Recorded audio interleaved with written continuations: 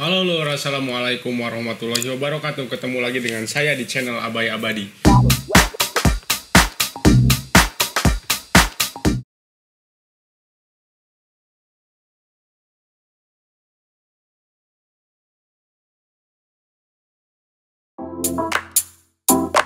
Jadi di video kali ini saya mau menjawab beberapa pertanyaan terkait video yang ini.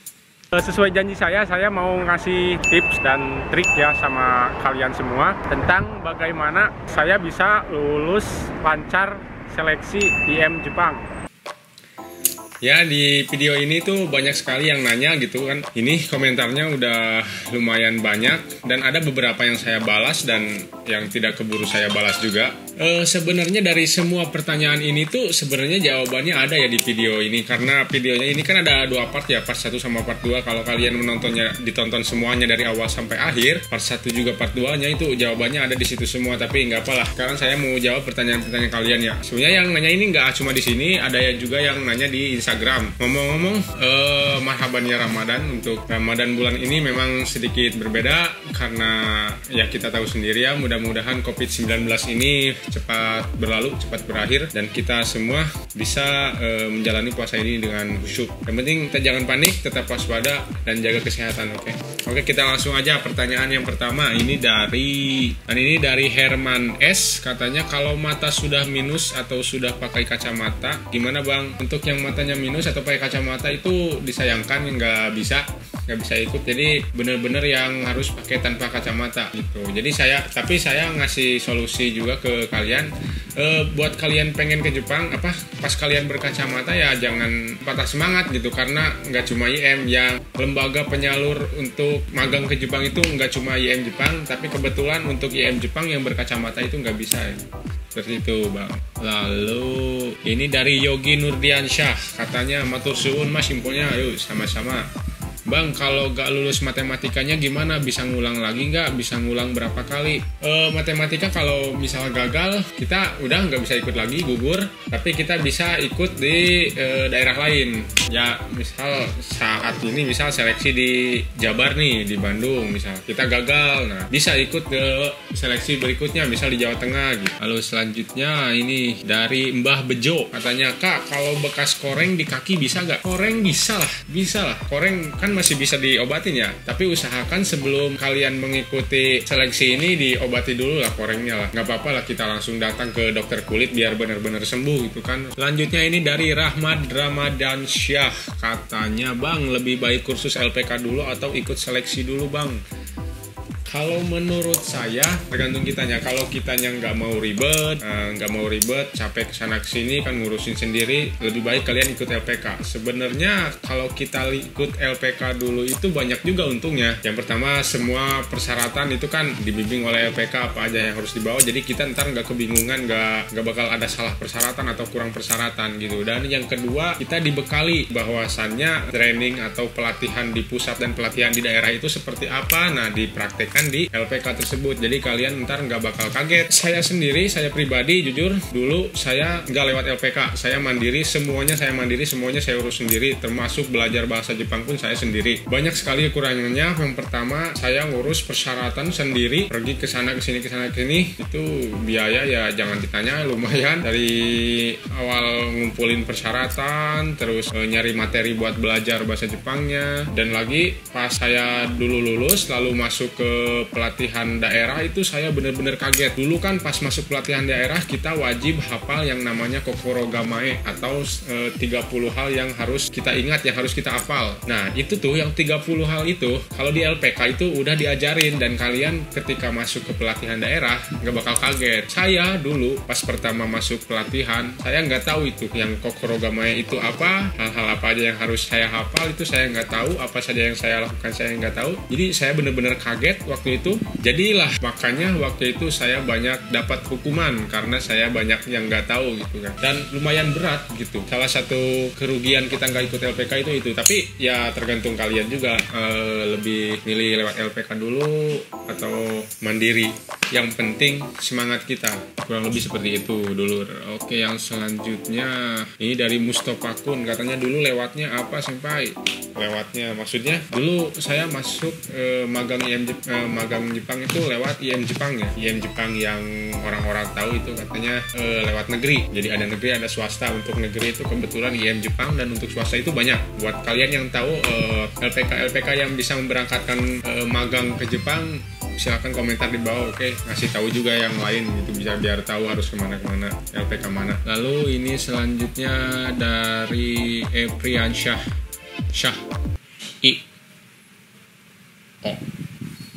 Ini dari Hendra Susanto, katanya di Jepang di kota apa Mang? Saya di Jepang di kota Omihachimang. Di kota Omihachimang di provinsi Shiga. Dan ini dari Ajib OSD, katanya Bang kalau ada bekas jahitan gimana? Nggak apa-apa. Bekas jahitan itu nggak apa-apa. Yang penting tidak ada bekas patah tulang. Kalau misalnya ada jahitan di kaki atau di tangan di mana itu nggak apa-apa. Yang penting tidak ada patah tulang. Gitu lur. Ntar ngomong-ngomong kok burem ya? Lalu selanjutnya dari Last Hope, katanya jeda abis lari ke push up tuh berapa lama Bang? Nah, di tes fisik ini untuk jedanya itu yang pertama kan lari terus push up, terus sit up. Nggak tahu sit up dulu apa push up dulu, nggak tahu.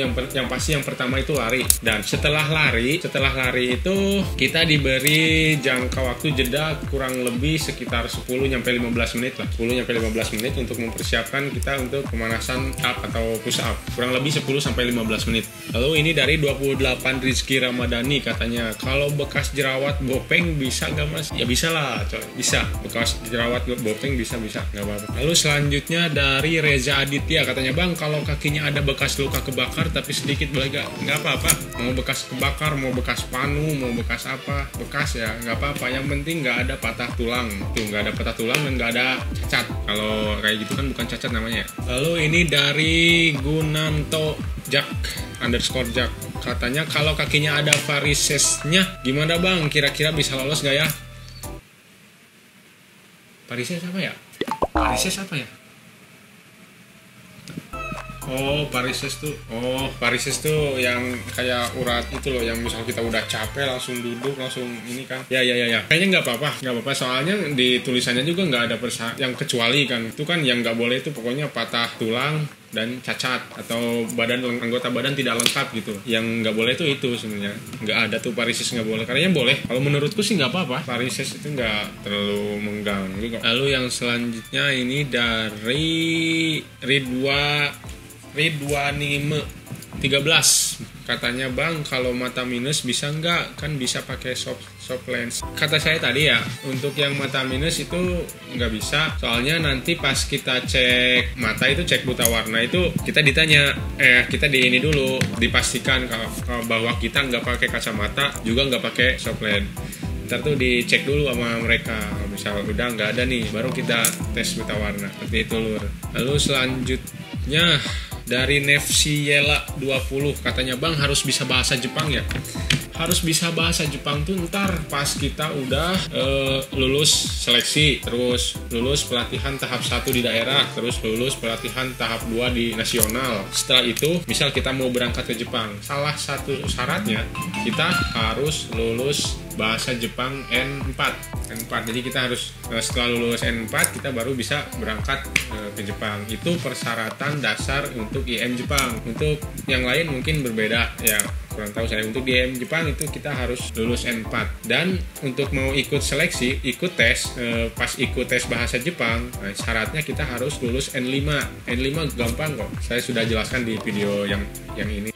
N5 itu tingkat paling dasar yaitu sekitar 90 kosakata, menulis, membaca, pola kalimat, bab 1 sampai bab 12, itu aja.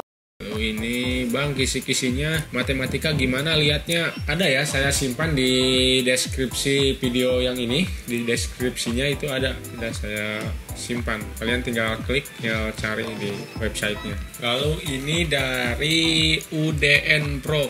Katanya kalau gigi bolong dicabut saja timbang ditambal, boleh gak Lur? Boleh sebenarnya, sangat dianjurkan itu. Yang penting tidak ada gigi bolong. Ya salah satu syarat untuk lulus kesemaptaan tubuh itu tidak boleh ada gigi bolong ya. Kalaupun ada gigi bolong itu biasanya ya yang kata saya tadi itu bisa lulus bersyarat dalam arti bisa diluluskan, cuma setelah pulang ini kamu misal harus langsung ditambal dan nanti sore datang ke sini harus ya besok atau kapan itu harus udah ditambal, atau kalau pun nggak ditambal dicabut. Kalau mending dicabut ya udah dicabut, kalau mau ditambal ya ditambal, yang penting nggak ada gigi bolong kayak gitu loh. Lalu selanjutnya ini dari Heri Setiawan, katanya Kak minta link soal dan pembahasannya matematika IM Jepang ya. Linknya sudah saya taruh di video ini, tinggal diklik. Dan untuk pembahasannya sebenarnya nggak mesti dibahas ya, soalnya itu tuh soal matematika dasar sekolah dasar SD kelas 1 sampai kelas 6. Saya rasa bisa lah, kan kalian semua pasti yang ikut ke IM Jepang pasti udah lulus SMA sederajat ya. Nggak mungkin kan kita nggak bisa matematika yang kelas 1 sampai kelas 6 SD. Dasar gampang. Yang ngebedainnya tuh cuma angkanya doang, angkanya agak lebih gede gitu. Dan selanjutnya ini dari Rizky Darmawan, katanya kalau gagal di tes matematika apa masih bisa ngulang lagi kan sampai lulus, apa udah gugur? Bisa diulang lagi, cuma diulang di seleksi yang berikutnya di kota lain gitu.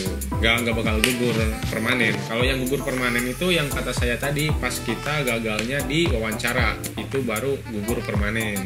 Selanjutnya ini dari Maung Bandung, Persib ya. Katanya ada kendala buta warna parsial, nggak bisa lulus, itu sangat-sangat merugikan padahal kemampuan sama dengan yang lain. Mau apa daya bukan rezekinya, Gambate Maung Bandung. Dan terima kasih juga buat Maung Bandung udah mau share ke teman-teman di komentar saya. Jadi dia udah menuliskan pengalamannya yang katanya dia ada kendala buta warna parsial, katanya nggak bisa lulus ya emang. Tapi untuk Maung Bandung nggak usah patah semangat, itu tuh bukan rezekinya, tapi rezekimu masih tertunda. Nggak hanya di IM Jepang, buat kamu kalau emang benar-benar udah pengen bertekad pengen magang ke Jepang, masih banyak lembaga-lembaga lain yang memberangkatkan kecuali IM Jepang tuh loh. Oke, tetap semangat Maung Bandung. Selanjutnya dari Muhadis Ibnu, katanya Bang kalau di IM Jepang itu ngambil semua keseluruhan untuk kerja apa setengah persennya? Sebenarnya yang mereka yang udah lulus sampai mereka yang udah nyampe tahap pelatnas, pelatihan nasional itu udah pasti semuanya berangkat ya, 100% diberangkatkan, dan 100% ke Jepangnya itu ya kerja gitu, udah pasti. Lalu ini dari Riku, Konbanwa Bang, aku subscriber baru Abang, saya mau tanya masuk LPK itu dites atau tidak Bang? Sabtu besok Bang, kampusku ada seminar peluang kerja ke Jepang Bang, untuk alumni Bang di LPK Gemilang Prestasi Indonesia. Pertanyaan saya ada poin yang di atas Bang. Untuk masuk LPK saya kurang tahu itu ya dari apa ketentuan dan persyaratan LPK mereka ya, karena LPK di Indonesia kan banyak ya. Soalnya saya sendiri dulu nggak lewat LPK ya, dulu saya mandiri seperti itu.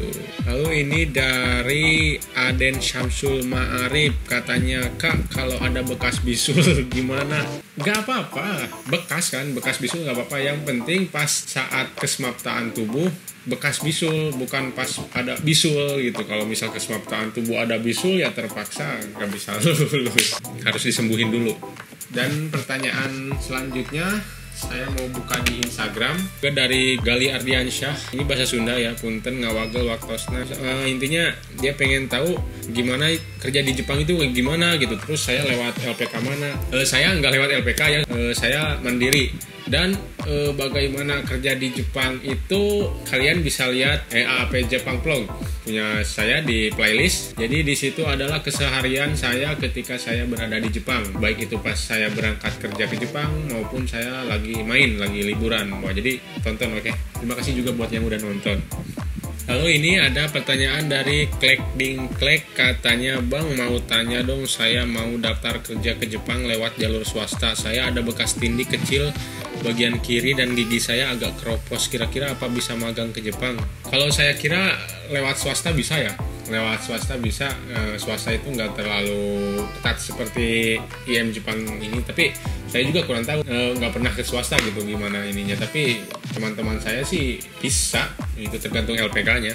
Lalu dia pun bertanya lagi, katanya sama mau nanya nih pengalaman kerja saya di bidang perakitan aluminium dan bordir komputer di Trenggalek. Kira-kira job yang tepat buat saya apa ya? Kalau las saya belum mempunyai skill, mohon sarannya Bang. Sebenarnya untuk jenis kerja itu nanti pas kita di Pelatnas, pelatihan nasional itu kita bisa milih ya, mau masuk ke jurusan apa. Ada las, ada pengecatan dan lain-lain, itu bisa masuk ke situ. Kita diberi pilihan dan kita tidak harus menguasai skill secara langsung di situ, enggak. Pas nanti kita masuk ke perusahaan pun kita akan di training terlebih dahulu sebelum kerja, itu kurang lebih selama 1-3 bulan seperti itu loh. Jadi nggak usah khawatir, kalian nggak usah berpikir saya nggak bakal bisa, nggak. Kalian pasti bisa kalau memang kalian sudah punya niat yang baik.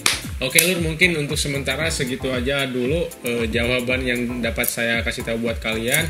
Jangan lupa di-share video ini ke teman-teman kalian juga yang menurut kalian harus tahu itu info ini. Jadi semoga bermanfaat dan semoga kalian semua yang akan pergi ke Jepang atau yang mau berniat mau magang ke Jepang semoga diberi kelancaran dan semoga sukses selalu. Oke, Assalamualaikum warahmatullahi wabarakatuh.